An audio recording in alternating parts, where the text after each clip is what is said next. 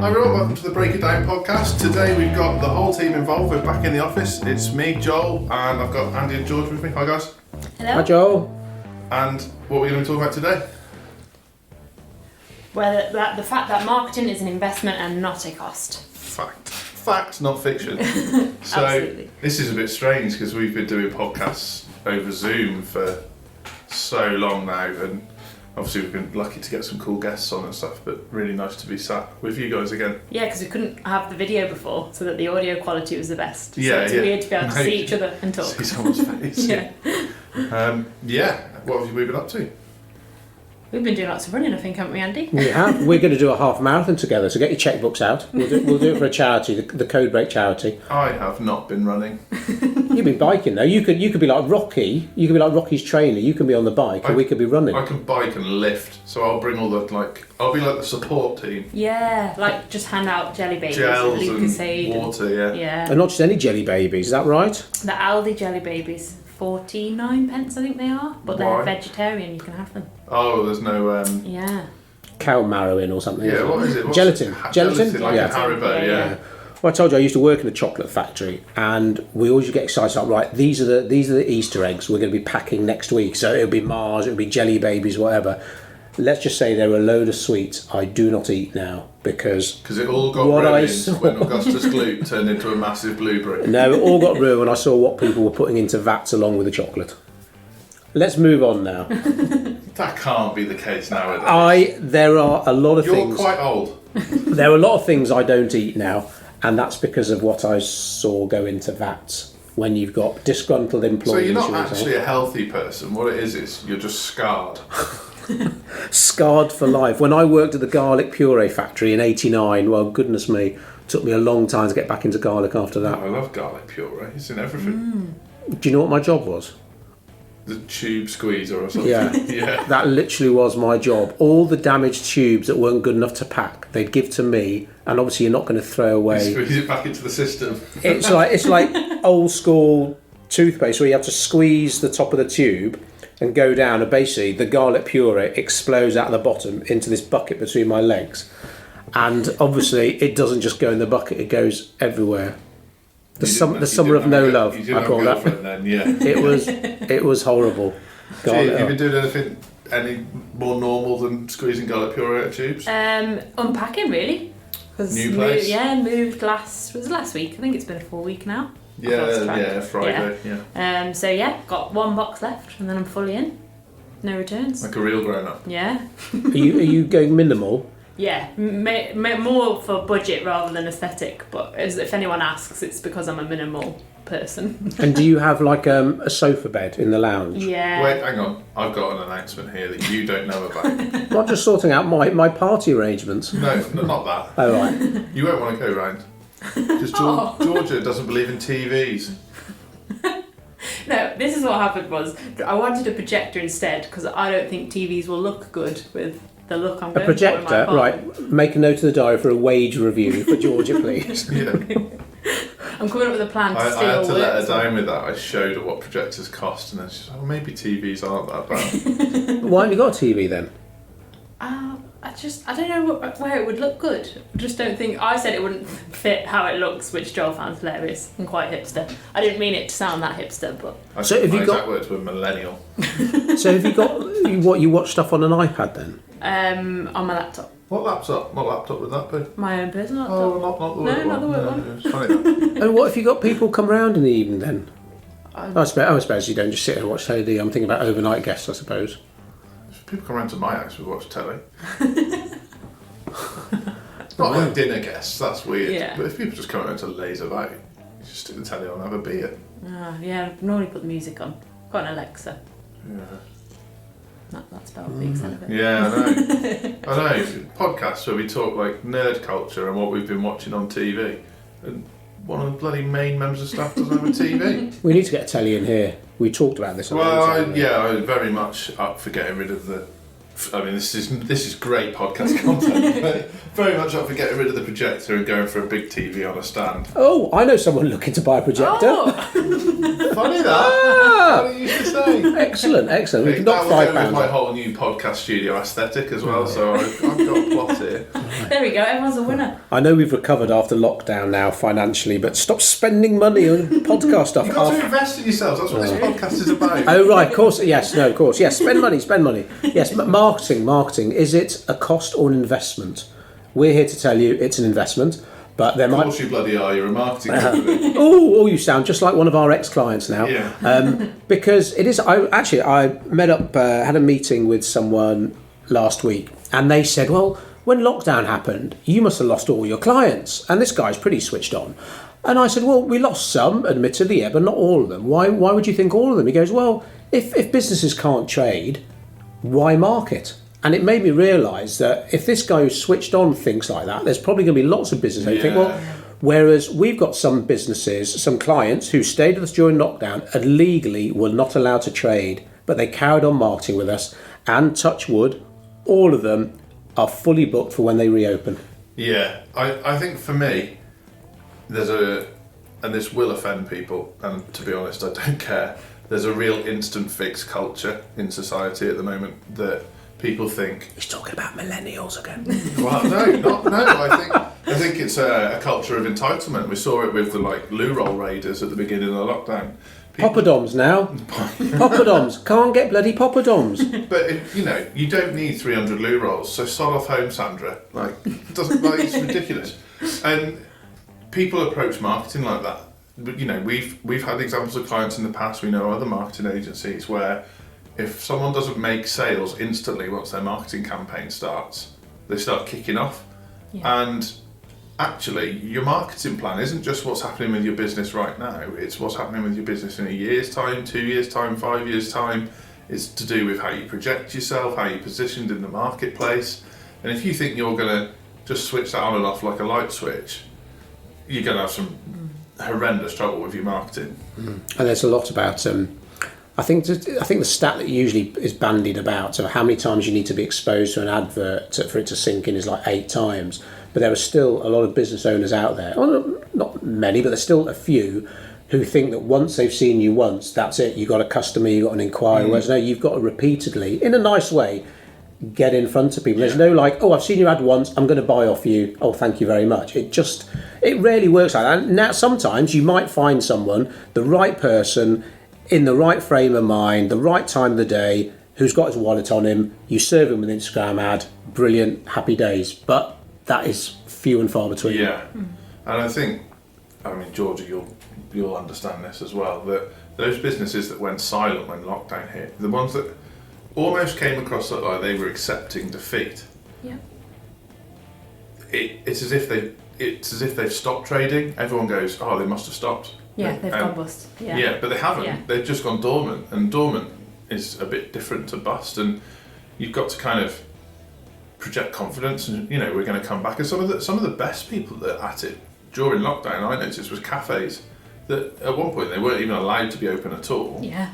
But they were all talking about, we're going to transition into takeaway. We're going to do takeaway coffees. We're going to do this. We're going to do that, but out of necessity rather than out of planning.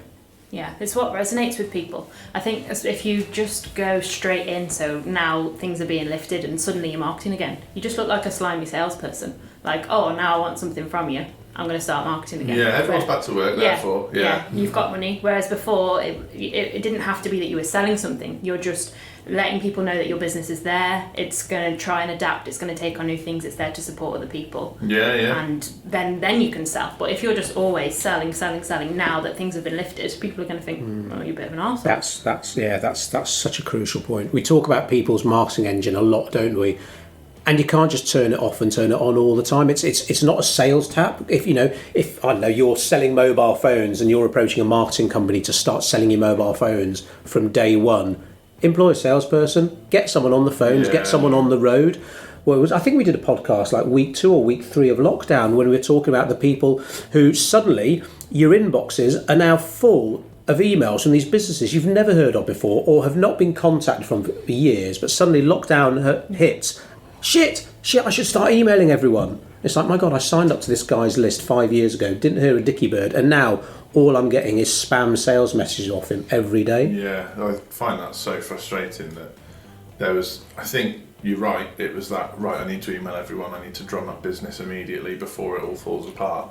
And then there was also the people who had nothing else to do. Yeah. And they weren't going to invest in their marketing and go for strategies that are less invasive and more successful. They're just going to do whatever was free and at hand. Yeah. I mean, the content of some of the emails I've received, just shocking.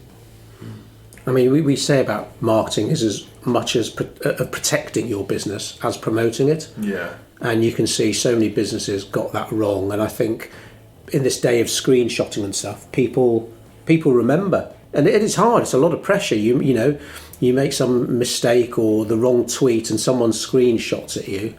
And it's like, oh my goodness, like all the stuff around Black Lives Matter. So many people, well, I guess different views to other people, which is okay, fine, it's a free country.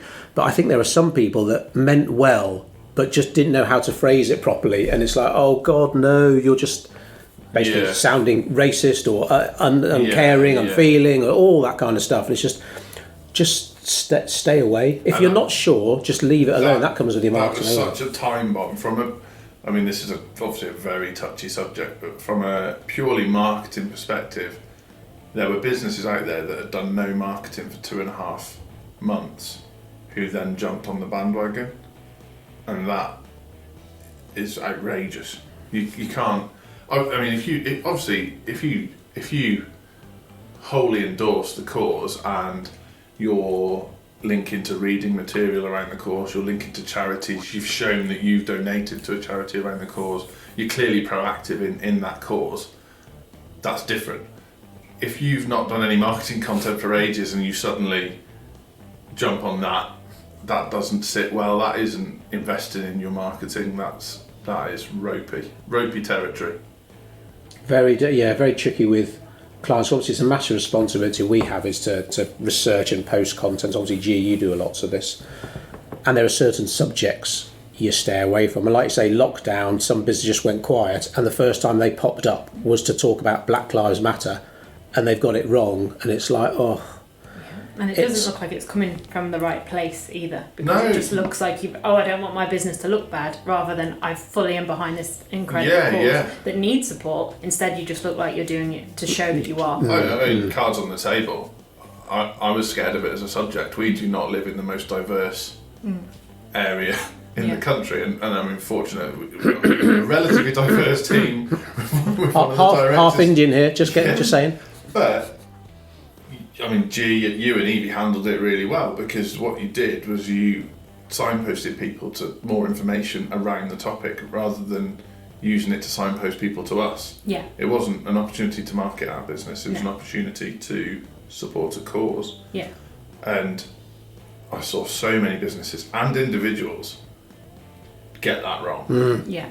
I'd almost say, if so our three sort of principles when it comes to content are: does it educate, does it inspire, or does it entertain? And if you're writing about a subject you're not sure about or whatever, always go for educate. Yeah. So if it's about Black Lives Matter and you're fully behind it, but you're not too sure what to say, or to be honest, you're worried because you know there are so many pitfalls, go down the education route. Educate, like say, signpost people to further reading or something. Yeah, I absolutely admit I am not in a position to inform on that because of my background. And I'm absolutely not in a position to entertain on that point because I don't understand it enough to start then making jokes or memes around it. So therefore, like Andy says, it's that educate element is your only, and it's obviously a good journey for us as a company. Because by pointing people in that direction, we are in turn educating ourselves, which is the whole point around it. Is that we're all doing the right thing and not be ignorant about a subject that drastically needs our attention. Yeah, I mean, my brother summed it up really well, in the sense that he said, "I've never been pulled over by the police and worried something terrible would happen to me." Yeah. And that's a really strong point. Yeah. That someone from mine and my brother's background, that's never come up. Yeah, 100%. It's where you've seen where people say we will never understand, but we will stand, and it's that whole we are going Yeah. to learn everything we can and do what we can. Because why on earth wouldn't we be completely ignorant if we didn't? Yeah. That's gone deep. Wow. Deep early. Just put the world to rights again, Joel. Blimey. So yes, I think I do know a few companies that literally the only marketing they did over lockdown was talk about Black Lives Matter, and it was like they did nothing else before or after that. So I think, like you said, Georgia, jumping on a bandwagon, thinking they should be seen to be doing something, where it's just, I've got to be honest, it's so much easier and it costs so much less money if you keep your marketing engine ticking over. And I just never understood why you'd sort of do it differently. Turning a tap on and off all the time is going to take more of your time, and it's going to take more of your money, because if you're starting your marketing engine from cold, you have to chuck a lot of money on it, especially digital marketing, where you need to be investing in some kind of pay-per-click advertising. If you've got something ticking over all the time, £5 a day, Facebook ad, whatever it might be, that offers that layer of protection for when the shit hits the fan. Obviously, it doesn't hit the fan as often like the pandemic. That was pretty hard, but you're doing something rather than just, I'm relying on word of mouth. That's all my granddad ever needed in his business. Yeah. And it's like, yes, your granddad worked 7 days a week, 12 hours a day, and keeled over before he got to enjoy retirement. Yeah, and I think that's it, isn't it? That digital marketing has meant you don't have to do as much of the grind anymore, where people were pounding the pavements in the past. So there's a lot of confusion between the difference between sales and marketing, because a travelling salesman in the past was probably both your marketing function and your sales function, and they'd either pound the pavement, drive the miles, make the calls, whatever it took to promote your business. When now the consumer is a lot smarter than that. They expect to be regularly exposed to you, to understand what makes you tick, what are your values, what's the story behind your brand, what's your tone of voice, do you fit with their ethics, do you tick the right boxes for them, is it Sunday? All these little variables that really make a big difference, and if you're not fulfilling those, you'll find you're not ticking the boxes for them. And in our case, that's about being bold, being brave, not being afraid to upset people who don't fit our customer avatar, and that the time investment in that alone is significant. And we have to educate the people in our network as well, for them to know why we do what we do and how it benefits our clients, because otherwise they are going to look at, maybe rightly so, look at marketing as a cost, so that when the shit hits the fan and they're going through their direct debit list with their accountant, one of the first things they'll chop is their marketing, because that is viewed as a cost. Whereas again, touch wood, the clients that viewed it as an investment and still do, they kept everything ticking over, and again they've got like full appointment books for when they're allowed to start trading again. Yeah, it's interesting. And it's different, and I think there are accountants like that as well. They will look and they will look at marketing as a cost. You need to get rid of that. Well, what's going to bring your business in then? So I'm sat in a room with a vegetarian and a vegan. Flexitarian, really. Yeah. Okay. I had a prawn roll for lunch. I'm about to make the statement that one of the companies that probably hardest hit in terms of having to completely shut by lockdown, and yet one of the best at marketing during that lockdown was KFC. Yeah. Because they did a whole campaign around people making their own KFC at home. And then what we didn't know, but what the payoff was when they were allowed to reopen, they did a whole campaign around "we'll take it from here." And obviously the KFC tone of voice on their social media is very funny. It's a bit like Rate My Plate, that kind of thing. People would submit their chicken, and whoever's behind the campaign at KFC's end would basically hammer these people's attempts at chicken, or really praise it if it was praiseworthy. But what a great idea, and obviously significant time investment, significant thought investment. The creativity is huge. They seem to be the golden children at the moment, KFC. They're doing so much. I know we got Facebook Live tomorrow and we're talking about brand voice and talk about a company that's nailed theirs. And they just be them and Burger King. I've got to be honest, off the top of my head, I can't think what Mackie D's were doing over lockdown. But Burger King and KFC. McDonald's have gone like the clinical route. So their advert is all about how they're spending more time cleaning down their store and making it safe, which I think from a reassurance perspective is about right, but tonally is way off. The people who are craving McDonald's when McDonald's was shut were not worried about whether it was clean or not. They were like, when can I get a Mackey's? When can I get? And obviously they've got brand recognition because their whole thing is marketing. Yeah. It's always been marketing. So as soon as they reopened, they had to put bloody chevrons in the car parks and make zigzag lines for the drive-through. And fair play to them, but yeah, their campaign was very, very different to the Burger King KFC approach. Yeah, if you guys listening, if you haven't watched The Founder yet, the film with Michael Keaton playing Ray Kroc, the sort of McDonald's, not founder, but the guy who took McDonald's from being a brother-owned couple of restaurants in California. Yeah. What did he buy them out for? $1 million, $2 million? Well, he bought the franchise licensing for everywhere but where they were, didn't he? And then they but it's a super fragile went ballistic. It's a fascinating story about how, whether you agree with it or not, of how he turned it into a business. Ray Kroc. This basically he was a milkshake mixer salesman or something, wasn't he? Well, that's how he started. Burst into life, wasn't it? They could make delicious, really thick milkshakes to go with their burgers on a mass production scale, and no one knew how they were doing it. And they are very good, McDonald's milkshakes. God, I haven't had one of those for years. Blimey, God, I haven't. They are thick. Oh, there's a really key scene in the film where he talks about the milkshakes and about how it was basically costing them too much money, and how they then how Ray Kroc had an idea that turned it into the biggest money spinner for them. But a really good film, The Founder, if anyone hasn't seen it. On another note, I saw an American McFlurry yesterday on YouTube, and it is huge compared to a British McFlurry. How do you eat that much? It was like, like a large Coke cup from McDonald's? Yeah. That's what their McFlurries look like. And the McFlurry is? The little ice cream you get with the bits in. Oh, okay.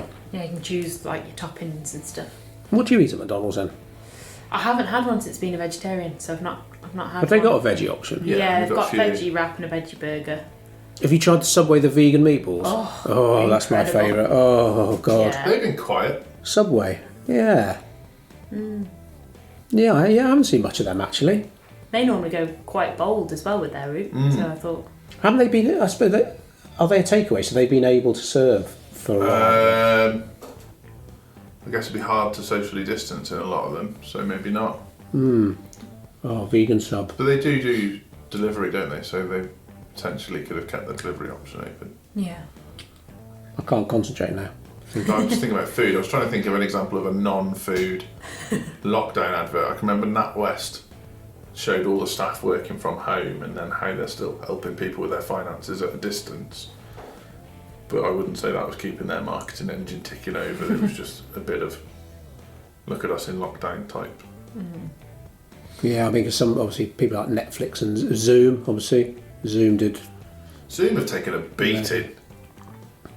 Like, for a security point of view. Zoom obviously have absolutely skyrocketed during lockdown. We use Zoom. Obviously, I can understand security concerns if you were using it for the Pentagon to talk to Downing Street, which I think was the case at one point. So there was a bit of like, this isn't encrypted. What the hell are you using Zoom for? But in terms of us catching up about some social media content, I'm not sure the Russians and the Chinese are going to steal that. It's okay. But yeah, they really took a beating, but they've continued to update their stuff and encrypt it. They've offer encryption now, offer password protection. I think the purists would still say stay away, but it's... Do you think it's one of those cases though that ultimately it's easy to use? Even my 85-year-old mother-in-law has figured it out. That, okay, I've read that there's security bugs, but it's easy, it's convenient, I've got it on my phone now. That people don't care. And I've got nothing to hide. Yeah, it's like if they want to hear me talking to my grandson or whatever, I can live with that. I'm not going to share my bank details on there. Yeah. Otherwise, we've basically been using it for family quizzes and Friday night piss-ups. It's not... If someone wants to hack into that, I think there was some examples of schools trying to use it for education. And it was getting hacked with adult content and stuff. Yeah. And obviously, that's horrendous. And you're having a very different conversation when you're a school and choosing your platform. Yeah, but absolutely. if you're arranging your family pub quiz during lockdown, I think you're probably all right. Yeah. But it's another thing about marketing, isn't it? About if you can focus on obviously the benefits you offer, but how you make things easy. And I think Zoom did that well. And people will ignore a lot of the bad stuff, or they will see the attractiveness. And when things are easy and simple, or there's a few hurdles in front of them as possible, It's very hard to beat that. Yeah. If you've got a competitor that offers the same as you, but they make it... say we're doing a lot of e-commerce marketing, aren't we, at the moment? If we're sending people to 2 websites and one has PayPal as an option, for example, one takes Amex and the other one doesn't, you're just missing a trick. I mean, how many things I've bought or tried to buy over lockdown. I tried to buy something for Emily for her birthday. Really nice websites, didn't want to use Amazon, go with an independent one, filled out the credit card details. They didn't have a PayPal option, but okay, I'll go and get my credit card, put it in. It's not working. Why isn't it working? Then I realised they don't accept Amex, even though they never expressly said that. And I end up buying off Amazon. Yeah. Shame on me. But yeah, you've got to make things easy. Yeah, I think Zoom did that, and Facebook was very slow to react in terms of introducing the group video calls. Yeah. You could do up to 4 people or something on the main Facebook, and then now it's up to 50, but it was 2 months too late. Yeah, so. Zoom had already occupied the space. Yeah, do you use that? Do you use the Facebook one?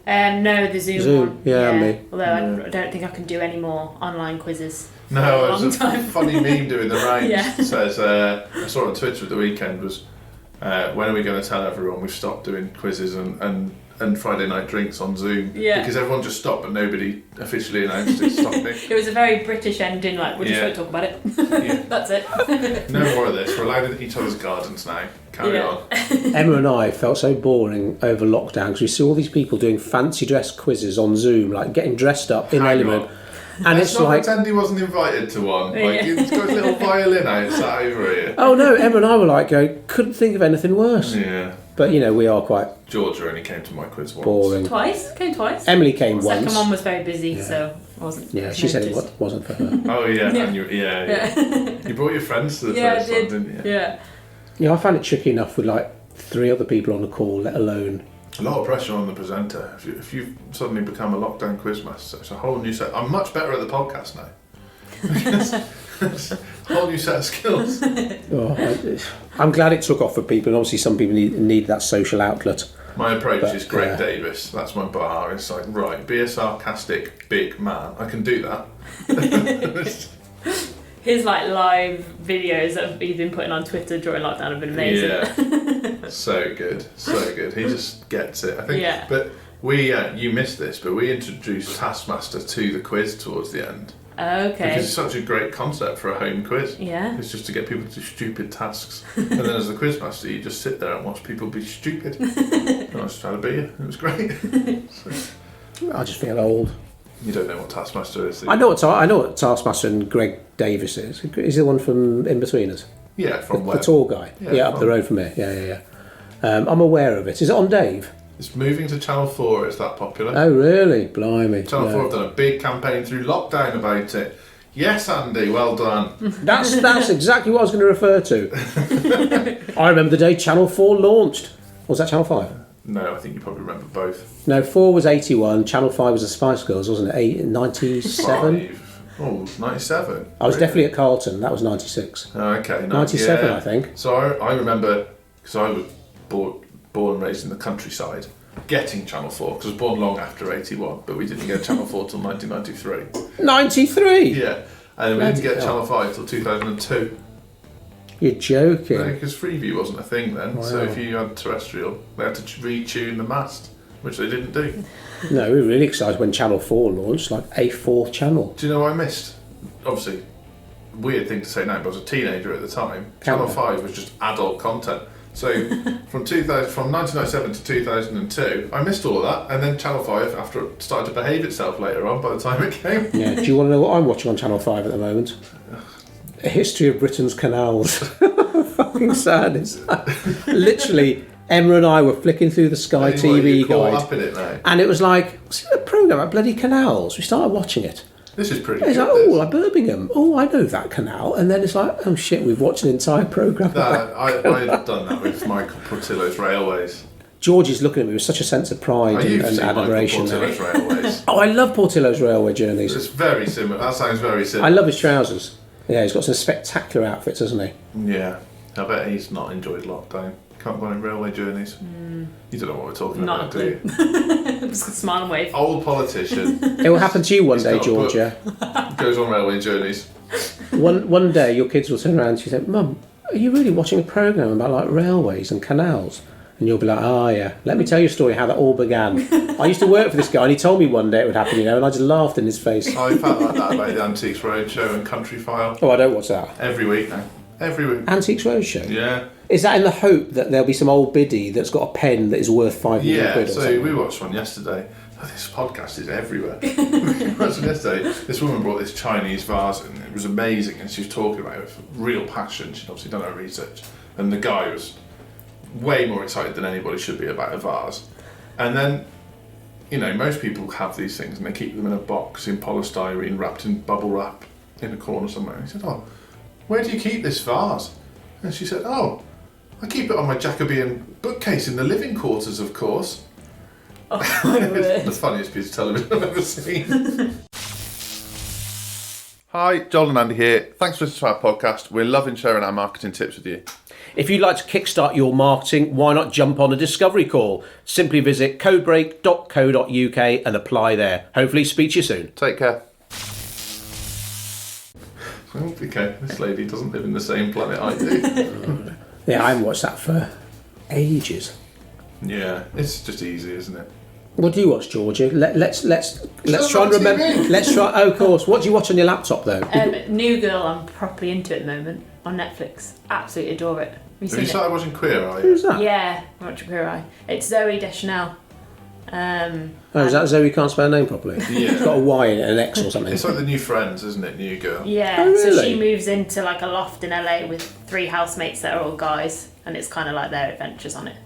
But it's great. Like each episode's like 22 minutes, and it's just very funny, light-hearted.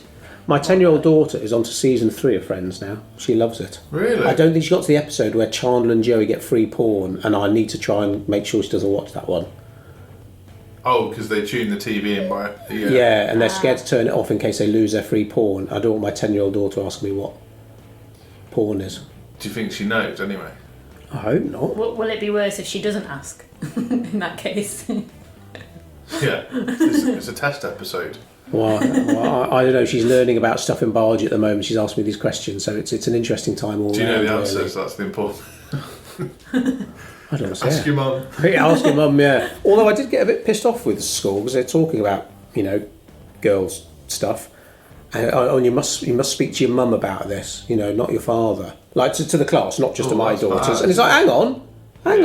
None of this sexist shit. You talk to me about anything. Yeah. Yeah, I think that's really important. Yeah. Yeah, well, I would. Funnily enough, I had this conversation yesterday with someone, but we had the day in secondary school. Whenever it happens, but everyone had it. They surely don't do this anymore, where they separate the boys and the girls, and they talk to the girls about girl things and boys about boy things. And in hindsight, that's ridiculous. Yeah. Although it's really important that both sexes understand what the others are being told. Yeah, for sure. Yeah, fun times ahead. But yeah, Friends, where were you talking? New Girl, TV... Investing in your marketing. Oh yeah, I totally forgot about that. Investing in your marketing. So, what would you say if someone is sort of on the fence and doesn't sort of sees what we mean about? Okay, I can get that marketing as an investment, but at the end of the day, it's still a cost. It's still money out of my bank. And okay, here's a common one we get. I'm really busy at the moment, so I don't need to spend on marketing. Come on, Joel. He's on fire now, I can tell. Oh yeah, it makes me cross this one. So we're really busy at the moment. That's not a boast. We are. Yeah. If we're not really busy, we're under capacity and we need to get rid of a member of staff, basically. Oh, hang on, didn't know that. No, but Not me. That's the ruthless. Yep. The ruthless thing is, you always want to be so busy you feel like you need another person. If you're not, your business is in the wrong place. So we spend more on our marketing now than we ever have, but we're busy. I don't get it. It doesn't compute with me. You've got to continue to. You're not just marketing to potential new customers. 90% of your marketing is for your existing customers. I think we probably spend more on our marketing during the good times than during the bad times. Yeah, because it's essential. One of the things I say to clients is it should be a percentage of your turnover. That way, you never you never miss that money. Yeah. It's not money that it's not eaten into your profit. It's a percentage of your turnover that you've allotted to marketing. So if things start to ramp up, guess what? You spend more on your marketing, and guess what? The business grows. And if you can't cope with that, find a way. So one of the important questions we ask when we're deciding whether or not we can help a business is what's the average lifetime customer value for you? So I know it's £100 a year and they stay with me for 5 years, right? Okay, so the average lifetime customer value of us is £500. So you need to be prepared to spend at least £50 to bring that £500 on board. And that's the basic maths behind it, isn't it, really? Yeah. And if someone's like, well, no, I only want to spend £1, well, the maths doesn't compute and you will struggle. Yeah, I mean, internally we have that conversation all the time because we know the lifetime value of our clients is quite high because of what we do, the nature of what we do, but that means the acquisition cost is very high as well. And we're fortunate, obviously, being marketing experts, we can streamline that somewhat. But I think people would be shocked if they found out how much we spend on marketing. Yeah. Absolutely. But why would people invest in your business if you don't invest in your business? So if you're not willing to put in, why should anybody else? That's a very good point, because we, when we were doing quite a bit of work on the circuit in terms of networking, there are certain types of people you meet out networking. One is like the marketing consultants, so there we go, we were one of them. But you'll always meet at least one person who is looking for high net worth individuals as clients, but they spend the lowest amount of money possible on everything. From the clothes they wear to the business cards they hand out, everything is done on the cheap. And most business owners just, they don't get that. They're like, well, okay, well, he or she is after high net worth individuals as clients, and yet their business cards got printed on toilet paper. Yeah. Why on earth would we refer business to them? You have to invest in yourself, don't you? Yeah, 100%. We have it with, because obviously marketing isn't just about acquiring new customers, it's about keeping your existing customers and also keeping your position in the marketplace. Yeah. And customer retention is a massive part of your business. If you're flooding customers at the top end of your business, it's going to acquiring new customers costs you way more than keeping existing ones. Yeah. So if you stop marketing, the risk is that customers that you don't touch base with, if you're a garage and you do servicing, so your main customers are a repeat business on an annual basis, but you stop your marketing, don't be surprised if they don't come back next year because they don't know you're still going. It's not your customer's job to give you business. You need to remind them on an ongoing basis why you help them and why they should stick with you. So, I suppose the simplest thing would almost be to look at the world's most successful brands. You look at Amazon, Apple, Coca-Cola, McDonald's, we've already talked about. Do they not advertise? Do they not spend money on their marketing? Well, of course they bloody do. Yeah. And that's why you keep, or one of the reasons why you keep going back to them. Why do you buy that Volvo? Well, it's Volvo safe. Why do you think that? Oh shit, it's because over years I've been exposed to the message that Volvo is a safe brand. Yeah. And interestingly, they're trying to shift their focus at the moment to be less about the fact that they build tanks and more about the fact that they're an inclusive brand for everyone. And you'll see they've done that well marketing. on Sky Atlantic, haven't they? Yeah. Sponsoring that channel. Horrible. But yeah, that was good. Yeah, that's all I can do. But yeah, so look at the world's biggest brands. What are the brands you admire? Whether it's a car manufacturer, where you eat, whatever, they will be spending money on their marketing, and it's to keep your name out. Because if you don't keep your name out there, like you said, at the local level, if you're a garage and you stop spending, guess what? The garage down the road, it'll nick your customers. Yeah, and I think the tendency for particularly smaller businesses who have maybe built their business in an area like Shrewsbury, where we are, is word of mouth. That all of their marketing relies on word of mouth, which is great during the good times because in an area like this where it's close knit and if you're in the gang, you're in the gang, word of mouth can be a fantastic tool. But guess what happens when everyone battens down the hatches? There is no word of mouth. No one's talking about you because they're too busy worrying about themselves, and it all goes out the window. And that's when you regret not investing in your marketing properly because suddenly the taps run dry. Where if you're like us, obviously we can work all over the world and we're fortunate with what we offer that you can do that, but that means that we've got the feelers out all over the place, and if the word of mouth dries up like it has done recently, we pull in leads from somewhere else, or we can direct our investment, be that time or money, into those other avenues and continue to keep the engine warm, like you're saying. Absolutely, because no matter how much of a loyalty you have from your customers, your customers will still be loyal to themselves first. Yeah. They will look up, and especially, COVID, when that hit, pretty much everyone printed off their bank statements. Right, what can we chop? Yeah. Because we need to look after ourselves. We get food, petrol for the car, school fees, whatever it might be.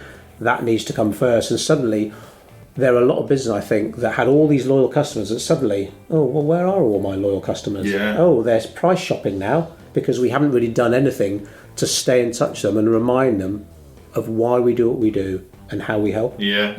And I mean, this happens with recessions as well, but it definitely happened with COVID. And I mean, I think you've been through a few recessions now, Andy, but I've seen two. Cheeky bastard. But essentially, everyone's being told to shit themselves. So guess what they do? They shit themselves. And there's plenty of people who had plenty of money and whose businesses were okay, who decided, because the crowds told them to stop spending, to batten down the hatches, to tighten their belts. And actually, they didn't need to. And you as a business need to continue to market to people, to offer them reassurance. Yeah. To say, well, we're still here. You can still buy our services. I mean, I think, our window cleaner stopped cleaning our windows, and I was, why? You can clean our windows, it's outside. Yeah. Why that? No idea. And then when they realised they didn't have to, they came back again. Well, he's lucky someone else didn't get in there in the meantime. Yeah, you missed 2 months of cleaning our windows, fortunately. My wife fancied cleaning the windows to see if she could do a good job. She didn't like it, the window cleaner's bad. But it's... That's exactly that. You almost, when people are told, or that kind of group or crowd mentality is, right, everyone work from home, batten down the hatches, a lot of people that don't need to, do. And you have to shout and sing to the people who actually want life to continue. Yeah. Obviously, everyone needs to be careful and lock down, and that's completely relate to that. But you saw the businesses restaurants that transitioned to home delivery, or shops that transitioned to e-commerce really quickly, really reactive. And they're as a marketing agency, that's who we wanted to speak to, were the ones that, well, I don't care what's going on, life's going to have to go on at some point, let's crack on.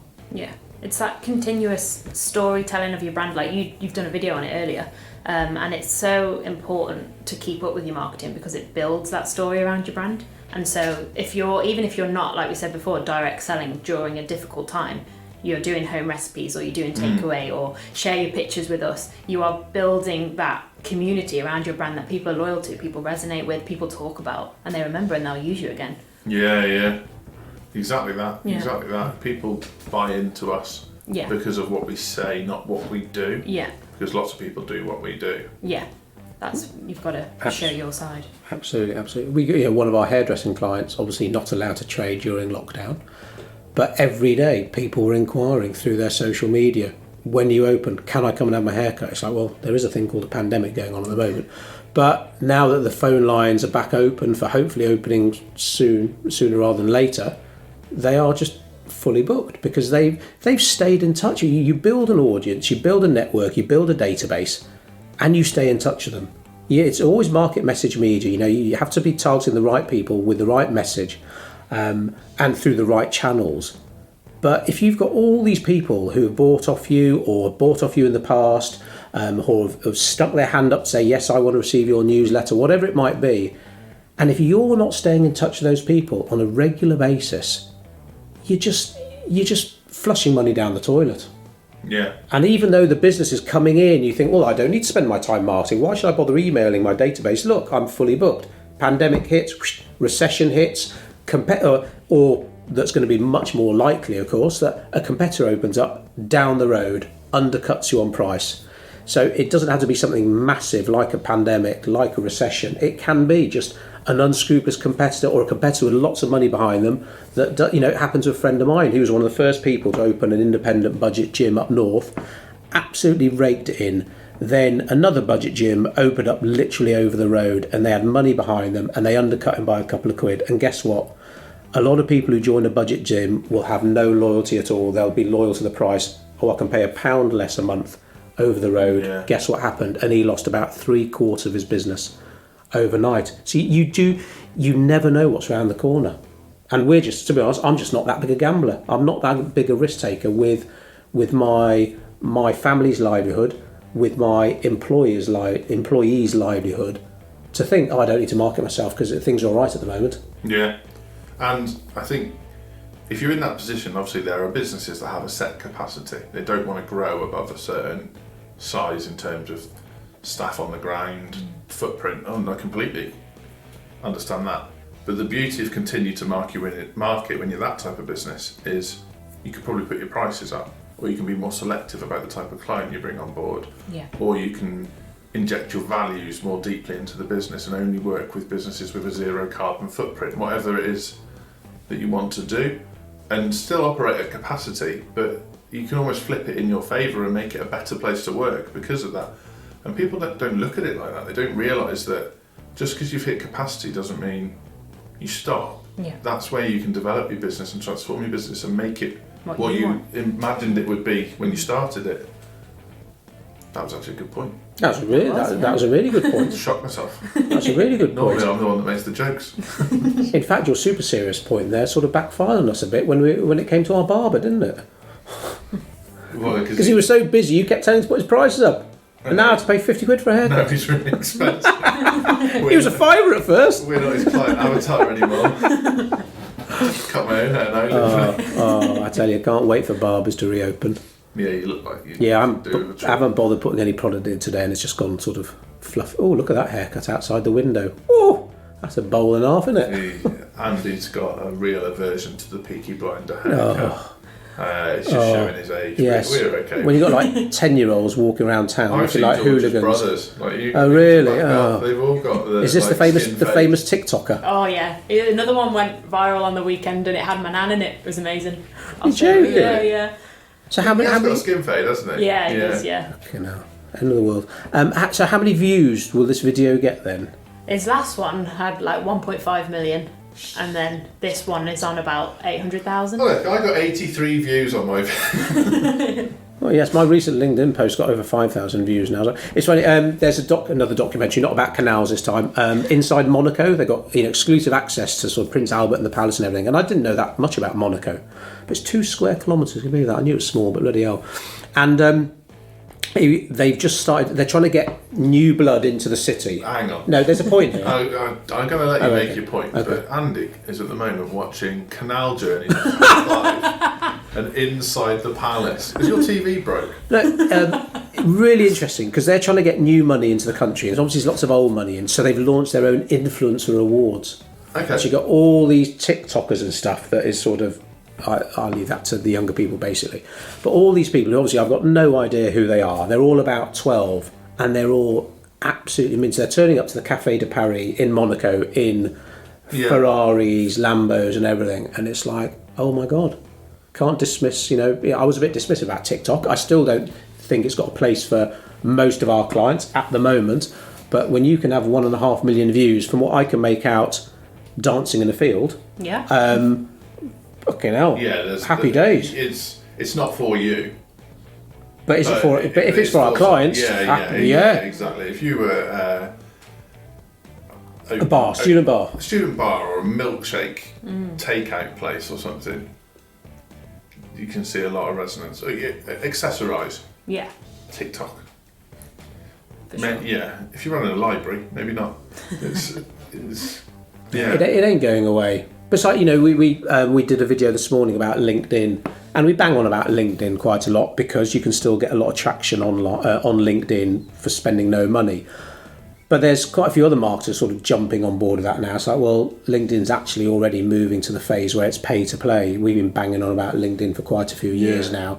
And for most of our B2B clients, we probably get a lot more traction for them on LinkedIn than we do on Twitter. And Twitter, we got a couple of authors as clients, so I totally get how Twitter works really well for them. But generally speaking, if it's brand awareness, calls to action, bums on seats, give me LinkedIn every day. Yeah. And for TikTok, it's TikTok versus Facebook. Mark Zuckerberg wouldn't let something like TikTok ruin his plans with a teenage audience. So it should be interesting. It'll be a good battle, that one. It's huge in China, isn't it, TikTok, because it's a Chinese product. Yeah, for music. And I think you've got to bear in mind that a lot of your views are coming from somewhere that could never possibly buy into your business. That's where you've got to make the decision. Again, obviously, if you're music or confectionery or accessorise or something like that, you can hit your audience with it. But would the money it would take to hit that audience through TikTok be better spent elsewhere? That's the discussion you've got to have. Yeah, exactly. I mean, I had a chat with someone yesterday because they watch Celebrity Goggleboxes on Channel 4 at the moment.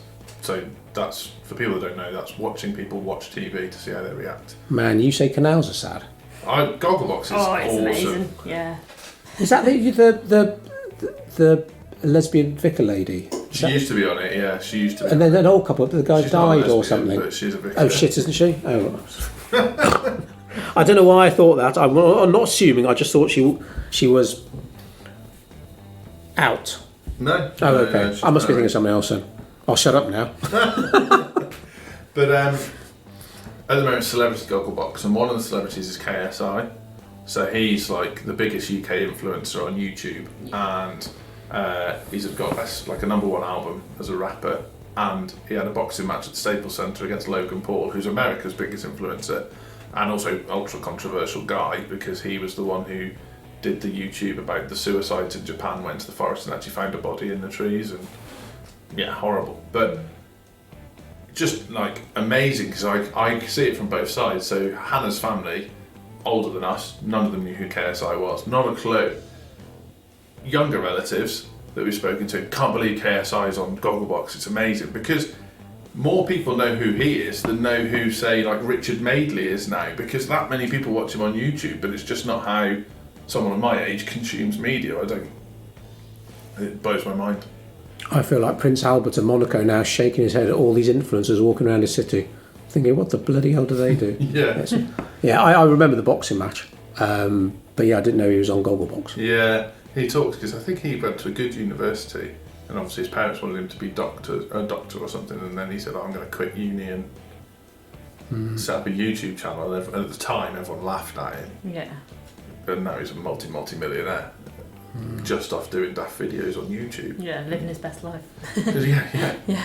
But just the investment, the time investment he's put in himself to achieve 100%, that yeah. is unbelievable. Yeah, it's not an easy thing.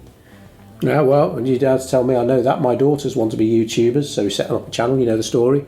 And I told them, I says, you know, these Codebreak brothers, whoever they watch, 3 or 4 brothers in LA that drive Lamborghinis, I said they do 2 videos a week.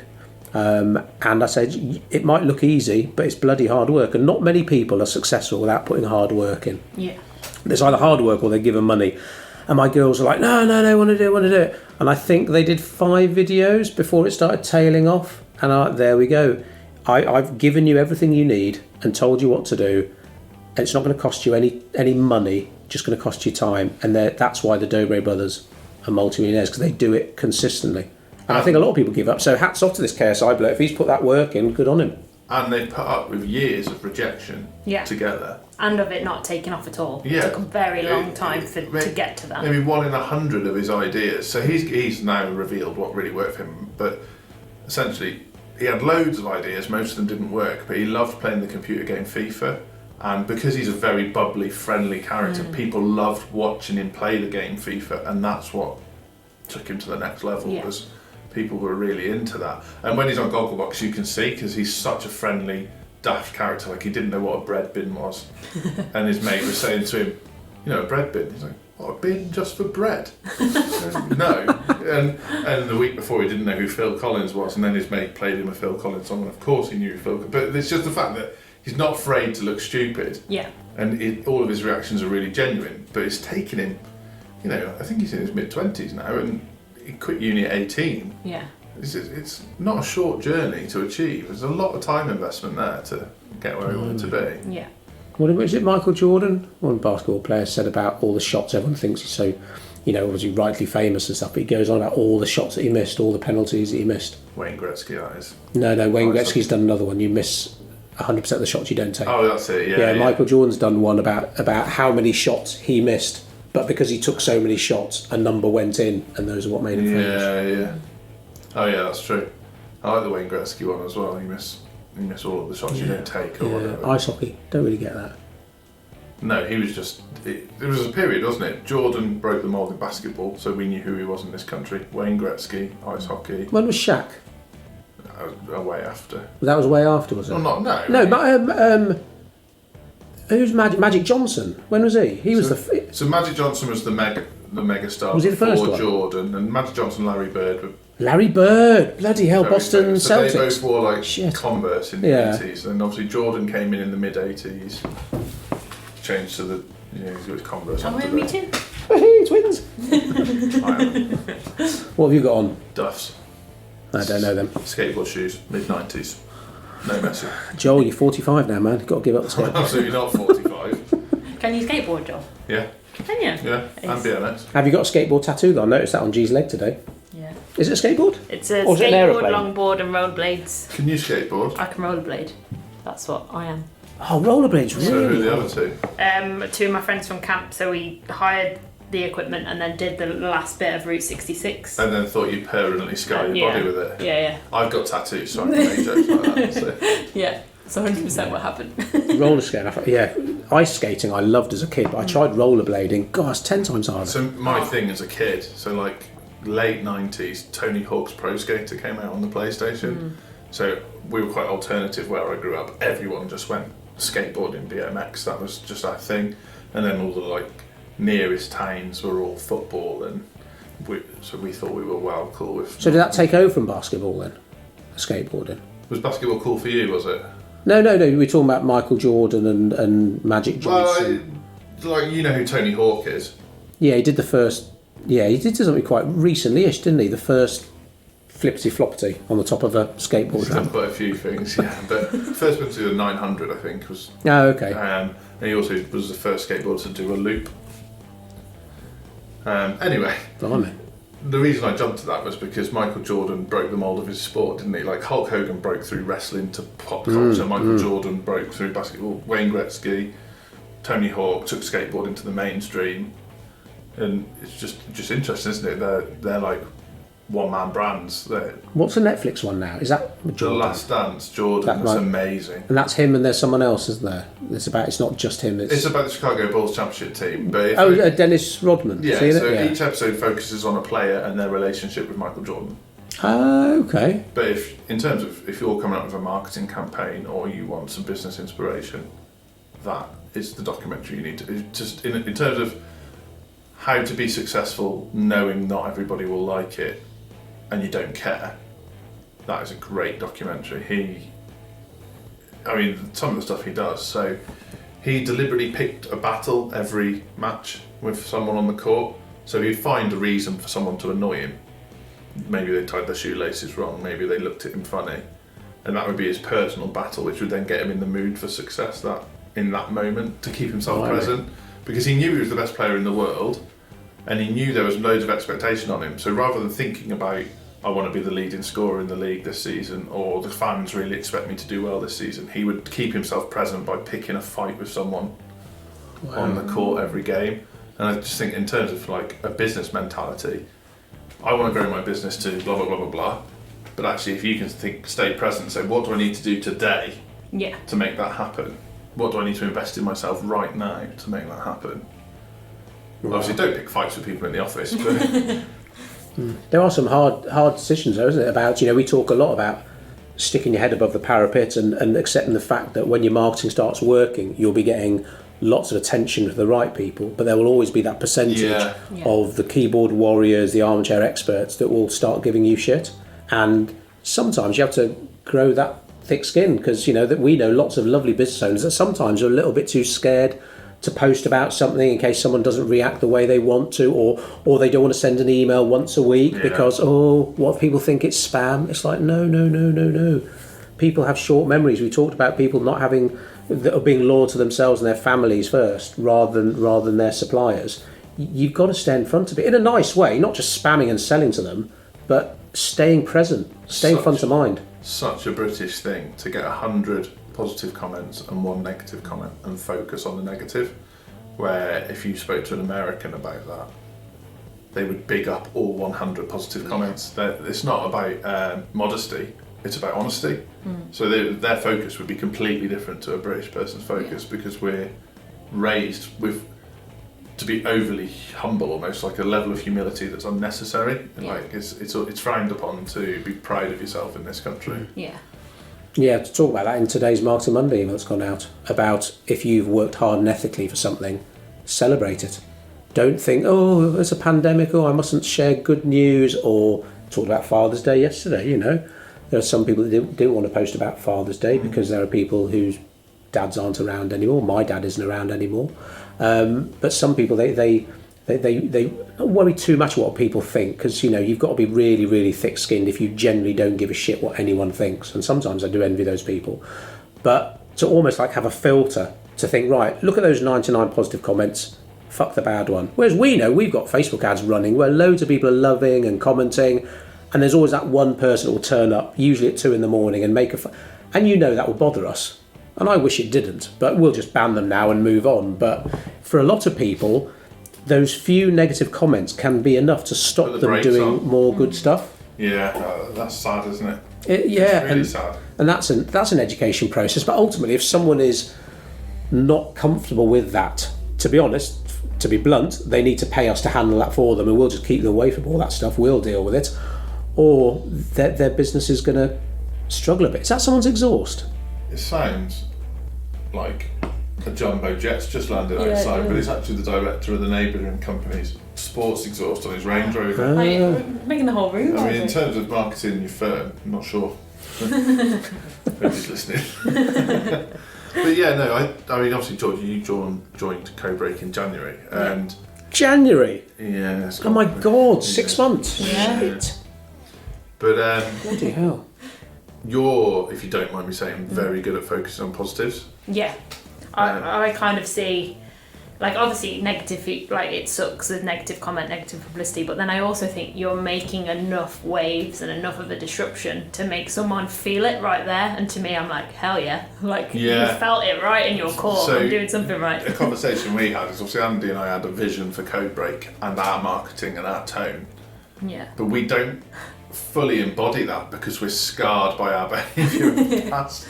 Where you come in and you've gone, well, no, I agree with this vision, therefore I am going to carry it out. Yeah. And it's how people have to approach their marketing. Is that I know now that if we put something out celebrating a success of one of our clients, and one of our other clients hopped on it and criticised it, we'd have to seriously consider about if we continue to work with that client, because that's not the mentality that we could work with. Yeah. Because I want to work with people who celebrate other people's success. Yeah. That find joy in other people's joy. Yeah. And that's a really important element to our marketing and the marketing of our clients. And we've seen that, obviously, lockdown. I think, especially early doors, you can make excuses for people because it was proper panic stations. Mm-hmm. But later on, when people were still saying, oh, I don't know why you're celebrating, there's people dying. Yeah, they're separate events. Yeah. They're not dying because our business is doing well, Yeah. or they're not dying because we sold a record number of sweets this week. Yeah. They're completely, entirely different things. Definitely.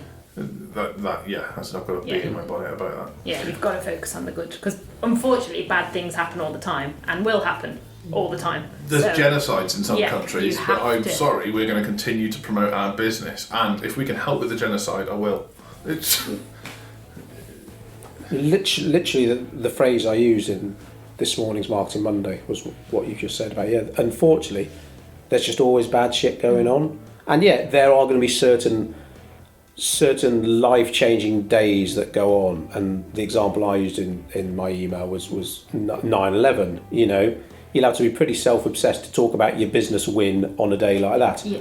But generally speaking, there was just always bad stuff happening. Yeah. And if you've worked hard and you've worked ethically to achieve something, talk about it. Because, success to a certain extent does breed success.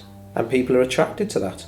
And I've got to be honest, I'm too busy looking after my family and the business and you guys to have time to moan and bitch about the economy, about the pandemic, whatever it might be. I'd rather, okay, it is what it is, it's happened, fucking deal with it.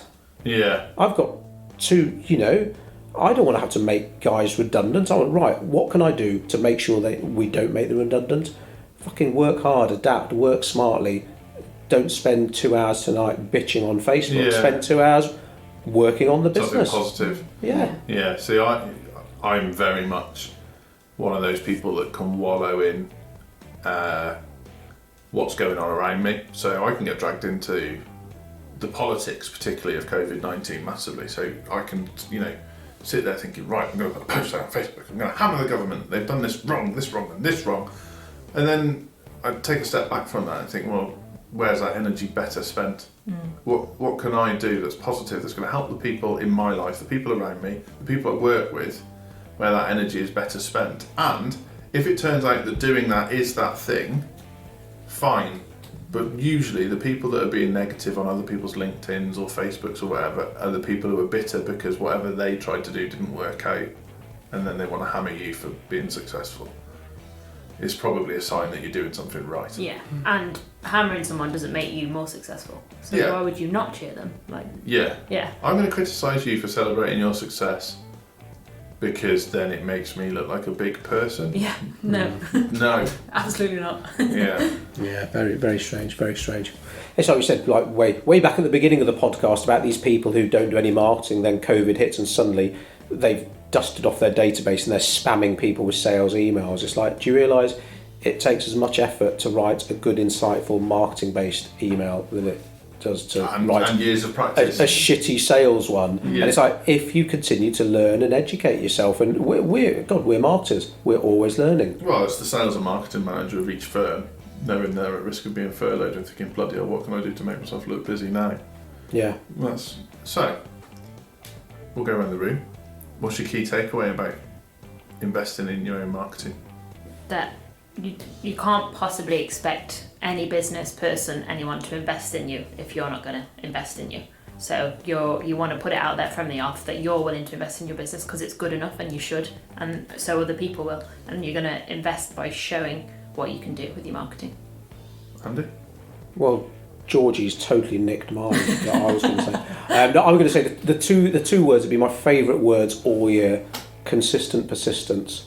Whether it's good times, bad times, amazing times, you've always got to be marketing yourself. And obviously, test and measure. Some things will work better than others, of course, but you've got to be out there regularly. So when the good times are happening, like you say, from a business point of view, from an economical point of view, you should be therefore investing more in your marketing, 10% of your turnover. And then the bad things happen, you've got that layer of protection around you, you'll be in people's minds. Yeah.